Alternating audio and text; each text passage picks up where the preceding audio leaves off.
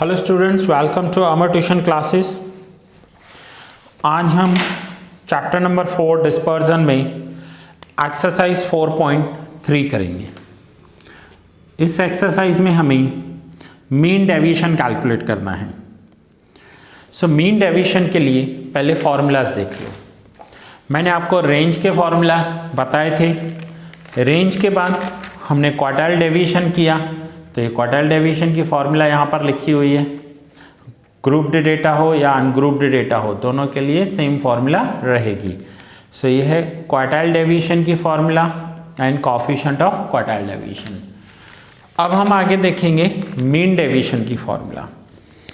Mean deviation की formulas में है ungrouped data mean deviation sigma, फिर दो लाइंस, इन लाइंस को मॉड्यूलस बोलते हैं, x minus x bar upon n। n means number of observation. यह है अनग्रुप्ड डेटा के लिए और यह है ग्रुप्ड डेटा के लिए। ग्रुप डेटा में डिस्क्रीट फ्रीक्वेंसी हो या कॉन्टिन्यूस हो। अब यही सेम फॉर्मूला आपको बुक में भी दी हुई है। ये रही मीन डेविएशन की फॉर्मूलाज बुक में भी दी हुई है। For ungrouped data, for grouped data, mean deviation. एक मीन डेविएशन है, दूसरा कोएफिशिएंट ऑफ मीन डेविएशन है। तो आप यहाँ से भी नोट डाउन कर सकते हैं। अब हमारा ये जो एक्सरसाइज हम करने वाले हैं, ये पूरा का पूरा मीन डेविएशन पर काम करेगा। मीन डेविएशन करेंगे, फिर नेक्स्ट एक्सरसाइज में स्टैंडर्ड डेविएशन करेंगे, फिर उसकी नेक्स्ट एक्सरसाइज में कंबाइंड स्टैंडर्ड डेविएशन करेंगे एंड देन चैप्टर पूरा हो जाएगा। नाउ मीन डेविएशन कैसे कैलकुलेट होता है वो समझेंगे। मीन डेविएशन की आपने फॉर्मूलाज देखी। अब आ जाइए मीन डेविएशन कैलकुलेट कैसे होगा वो समझते हैं। Exercise 4.3 question number first. The measures of height in centimeters of 10 soldiers are given below। 10 soldiers की height है in centimeters। Find mean deviation of the heights of the soldiers। mean deviation calculate करना है। Now मैंने हर एक soldier की height लिख दी है यहाँ पर। अब हाइट लिखने के बाद जो सबसे पहला फर्स्ट होगा, हमें मीन कैलकुलेट करना होता है। Mean that means average x bar, और एक्स बार का फॉर्मूला क्या है? Sigma x upon n. ना सिग्मा एक्स, ये जो टोटल वैल्यू दी हुई है, ये रॉ डेटा दिया हुआ है आपको। रॉ डेटा में हमें ओनली एक्स दिया हुआ होता है। टोटल मैंने कर दिया है इसका 1674 and divide by number of observations 1 2 3 4 5 6 7 8 9 10 observation.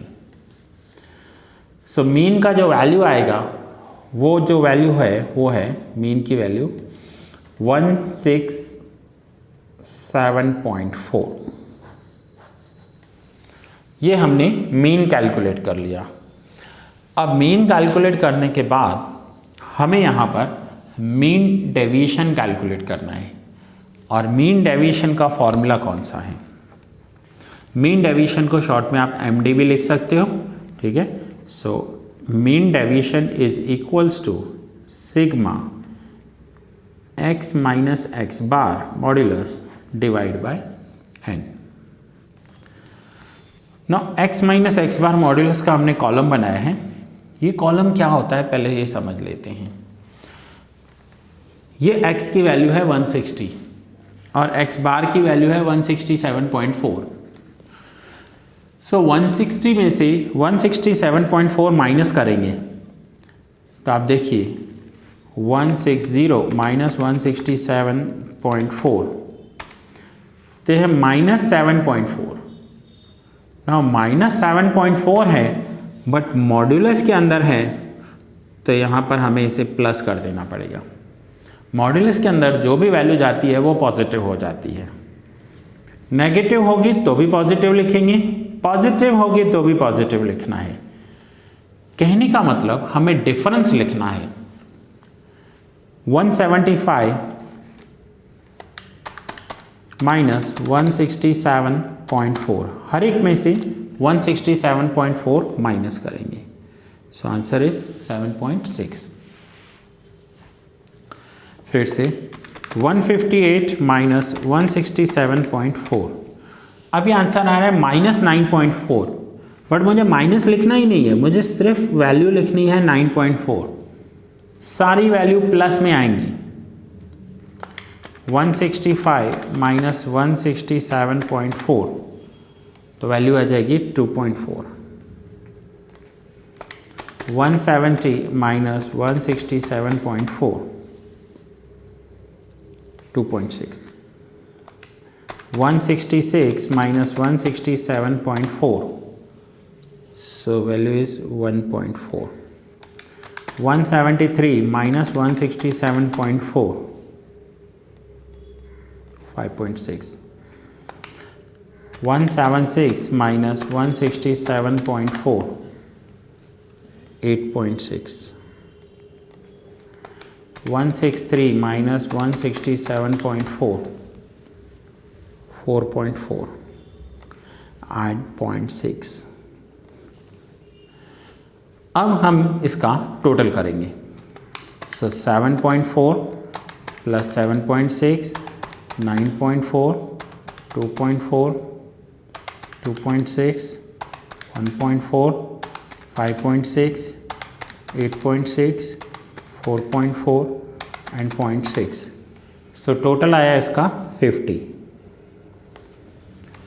Now ये रॉ डेटा दिया हुआ था, सो रॉ डेटा के लिए मीन डेविएशन कैसे कैलकुलेट होगा, so sigma x minus x bar modulus में जो है उसका हमें टोटल चाहिए, सो वो है 50 divide by n, n means number of observation, कितने ऑब्जर्वेशन दिए हुए हैं, ये 10 ऑब्जर्वेशन, सो हम डिवाइड करेंगे, सो आंसर आएगा 5 सेंटीमीटर्स, 5 सेंटीमीटर्स मीन डेविएशन। सो ऐसे करके स्टूडेंट्स आपको मीन डेविएशन कैलकुलेट करना है रॉ डेटा के लिए। तो ये जो फर्स्ट सम था इसमें आपको रॉ डेटा दिया हुआ है, तो रॉ डेटा का मीन डेविएशन आपने कैलकुलेट किया। सो ये लेक्चर मैं यहाँ ही पूरा कर रहा हूँ, आप नोट डाउन कर लीजिए। नेक्स्ट लेक्चर में मैं आपको करवाऊँगा रॉ डेटा के बाद क्वेश्चन नंबर 2, जिसमें हमें डिस्क्रीट फ्रीक्वेंसी डिस्ट्रीब्यूशन दिया हुआ है। सो डिस्क्रीट फ्रीक्वेंसी डिस्ट्रीब्यूशन में कैसे करेंगे वो हम नेक्स्ट लेक्चर में देखते हैं।